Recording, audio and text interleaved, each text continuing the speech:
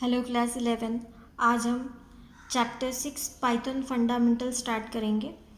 इस चैप्टर्स में हमें पाइथन प्रोग्रामिंग के फंडामेंटल चीज़ों को पढ़ना है, जैसे कि कैरेक्टर सीड्स क्या है, इसमें कीवर्ड्स कौन से होते हैं, लिटरल्स क्या है, टोकन्स क्या है, मतलब ये सभी टोकन्स ही होते हैं। फिर पाइथन प्रोग्राम का बेयरबोन्स हम देखेंगे, वेरिएबल्स को कैसे असाइनमेंट्स किया जाता है, सिंपल इनपुट एंड आउटपुट कैसे लिया जाता है, आउटपुट कैसे दिखाया जाता है। तो ये सभी चीज़ें एक बेसिक चीज़ें हैं जो पाइथन प्रोग्रामिंग में फंडामेंटल जिसको हम कहते हैं, ये सभी चीज़ें हमको इस चैप्टर में देखना है। तो पाइथन प्रोग्राम या और भी कोई प्रोग्राम, पाइथन प्रोग्राम भी इसी बेस पर आधारित है।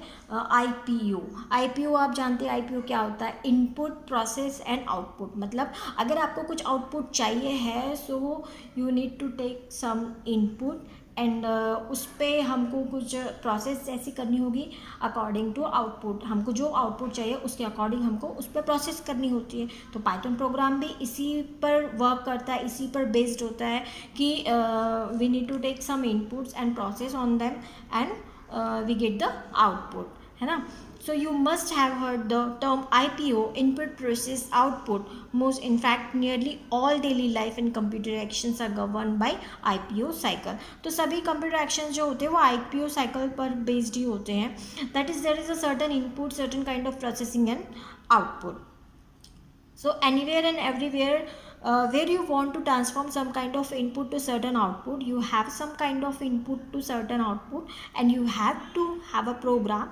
तो प्रोग्राम होते क्या है actually? A program is a set of instructions. हम प्रोग्राम मतलब क्या है? हम इंस्ट्रक्शंस देते हैं कि do something, print this, take some input, process on them. So this all are the instructions और ये इंस्ट्रक्शन मिलके बनता है एक program. So set of instruction is called a programs. In other words, a program forms the base of a base for a processing.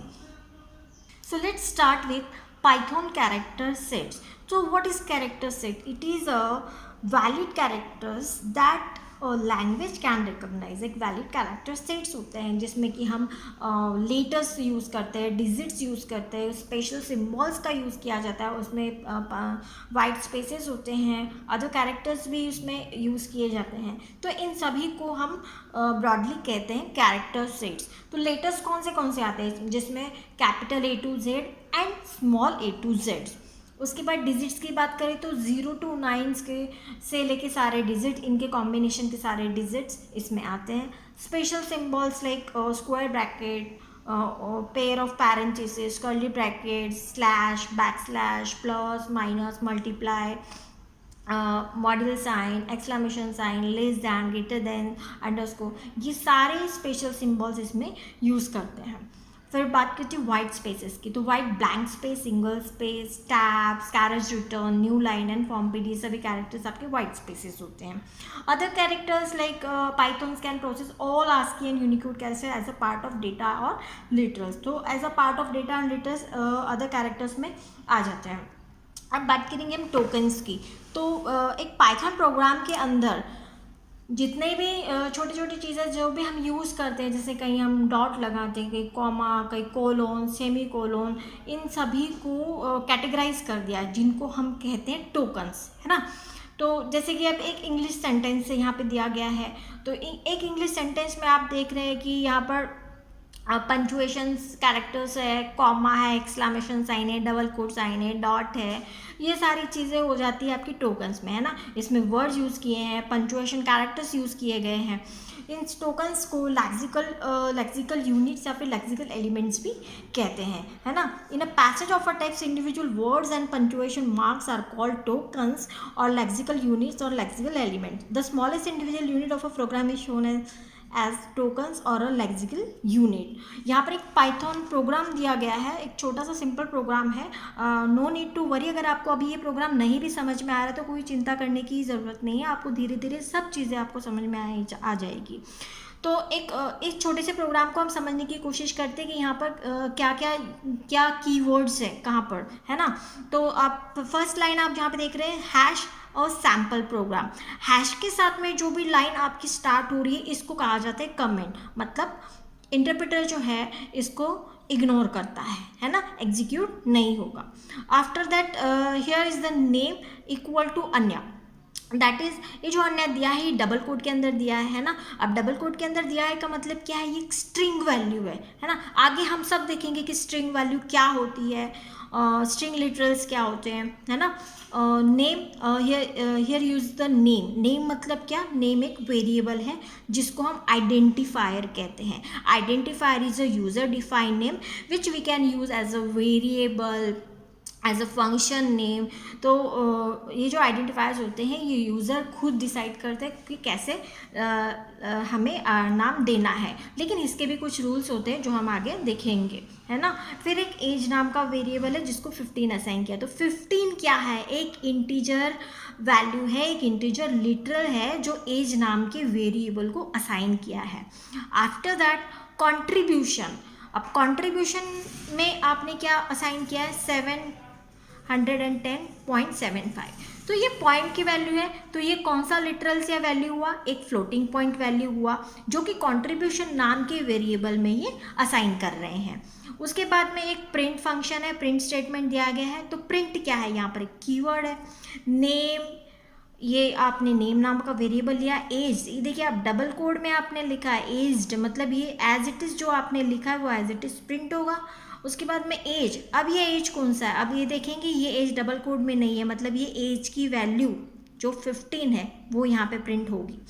उसके बाद has contributed, आप देख रहे हैं ये डबल कोड में है, तो डबल कोड में है मतलब ये क्या हो रहा है, एज इट इज़ प्रिंट होगा मॉनिटर पर। और कंट्रीब्यूशन आप देखिए, कंट्रीब्यूशन नाम का वेरिएबल है, मतलब क्या, इसकी वैल्यू मतलब क्या 710.75 ये प्रिंट करेगा, ठीक है ना।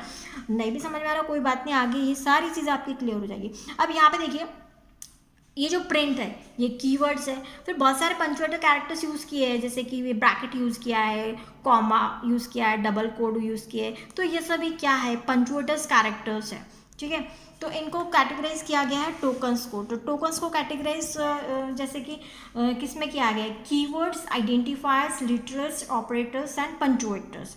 तो कीवर्ड्स सबसे पहले हम देखेंगे कि कीवर्ड्स क्या होते हैं। कीवर्ड्स एक रिजर्व वर्ड होते हैं जिनका मीनिंग पहले से ही कंपाइलर को या इंटरप्रेटर को पता होता है, जिसको हम रिजर्व वर्ड कहते हैं। तो इन कीवर्ड्स को हम एज एन आइडेंटिफायर हम यूज़ नहीं कर सकते, user defined name as a keyword कोई हम नहीं ले सकते हैं, है ना।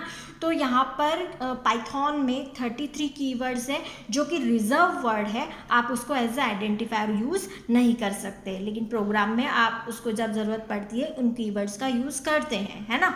Keywords are the words that convey a special meaning to the language or compiler interpreter that are reserved for a special purpose and must not be used as a normal identifier names.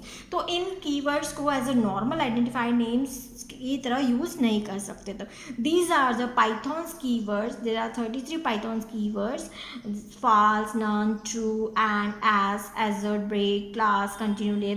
These all are the keywords. That is a reserved words. Now we're talking about identifiers or names. तो identifier क्या होते हैं, एक user defined name होते हैं जिनके कुछ rules होते हैं कि कैसे वो नेम रखे जाए, है ना। तो देखेंगे identifiers are fundamental building blocks of a program and are used as a general terminology for the names given to a different part of the programs. जैसे कि वेरिएबल्स, ऑब्जेक्ट्स, ये वेरिएबल्स के नाम कैसे रखने, ऑब्जेक्ट्स कैसे रखने, क्लासेस कैसे रखने, फंक्शंस कैसे रखने, लिस्ट, ये सारी चीज़ें आपको ये क्या है ये नहीं भी समझ में आ रही तो कोई बात नहीं है, फंक्शन क्या है, डिक्शनरी क्या है, क्योंकि ये सारे टॉपिक हमको आगे पढ़ने हैं, है ना। तो अभी आप समझेंगे कि ये जो फंक्शंस है, लिस्ट है या डिक्शनरी है, ये आइडेंटिफायर नेम्स होते हैं, और मतलब ये यूज़र खुद क्रिएट करता है, यूज़र अपने अकॉर्डिंग क्रिएट करता है ना। तो इसके कुछ रूल्स है जो हम रूल्स देखेंगे कि एक आइडेंटिफायर को बनाने में, लिखने में क्या रूल फॉलो होने चाहिए। तो सबसे पहला रूल है आपका, N identifier is an arbitrary long sequence of letters and digits. तो ये जो एक आइडेंटिफायर नेम होता है, एक सीक्वेंस, कंटिन्यूशन में sequence of letters and digits होते हैं जो कि आप उसमें बीच में स्पेस नहीं दे सकते। एक कंटिन्यूशन आपका लेटर्स आएंगे या फिर डिजिट्स आएंगे, है ना। जैसे कि हमने लिखा ABCD1, this is in continuation, ये कहीं पे भी स्पेस नहीं है. So it is a sequence of, it can be a long sequence of letters and digits. Now the next rule is the first character must be a letter. The underscore counts as a letters.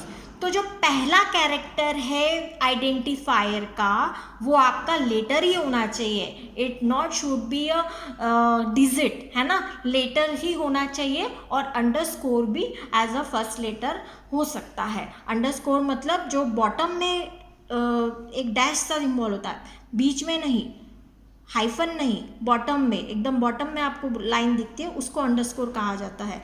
तो जैसे कि यहाँ पे नाम देना है ABC, so it is a valid identifier. Underscore ABC, it can be a valid identifier. Now the next rule is upper and lower case letters are different. That what is meaning the upper and lower case?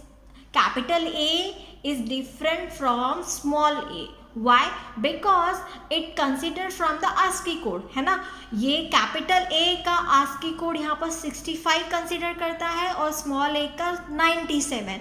तो इस प्रकार से ये दोनों भी letter different है ना, क्योंकि ये केस सेंसिटिव होते हैं. Upper and lower case letters are different. All characters as significant, सभी कैरेक्टर्स सिग्निफिकेंट है. The digits 0 through 9 can be a part of identifier. 0 to 9 ये एक पार्ट आइडेंटिफायर का पार्ट हो सकते हैं, एक्सेप्ट द फर्स्ट कैरेक्टर. लेकिन पहला कैरेक्टर डिजिट नहीं हो सकता. मतलब जैसे कि हमने कहा कि 1 ABC, no, it is wrong, totally wrong, क्योंकि आपने बिगिन कहाँ से किया, डिजिट से बिगिन किया इस आइडेंटिफायर को. सो इट इज़ रॉन्ग. ठीक है. उसके बाद में identifier unlimited in length. Unlimited in length है, आपको यहाँ पे कोई लेंथ के लिए रेस्ट्रिक्शन नहीं है, लेकिन केस सिग्निफिकेंट ज़रूर है ना, क्योंकि पाइथन जो है ये केस सेंसिटिव है, क्योंकि upper case and lower case character differently consider करता है ये, है ना. And identifier must not be a keyword of Python. ये तो है कि कीवर्ड जो होते हैं वो रिजर्व वर्ड होते हैं और हम उनको एज अ आइडेंटिफायर हम नहीं ले सकते. An identifier can not contain any special character except the underscore. Identifier में कोई भी स्पेशल कैरेक्टर्स का हम यूज़ नहीं कर सकते. सिर्फ हम यूज़ कर सकते हैं तो क्या, सिर्फ अंडरस्कोर. फॉर एग्जाम्पल जैसे AB underscore CD, it is a valid identifier, है ना. ऐसा नहीं लिखा हमने, आप ये देखिए AB-CD, ऐसा नहीं, दिस इज़ रॉन्ग, है ना. ये चलेगा, ये नहीं चलेगा. यहाँ पे कुछ एग्जाम्पल्स भी दिए गए हैं कि कौन से वैलिड आइडेंटिफायर्स होंगे और कौन से इनवैलिड आइडेंटिफायर्स होंगे, है ना. So here are the some valid identifiers examples and here are the some invalid identifiers.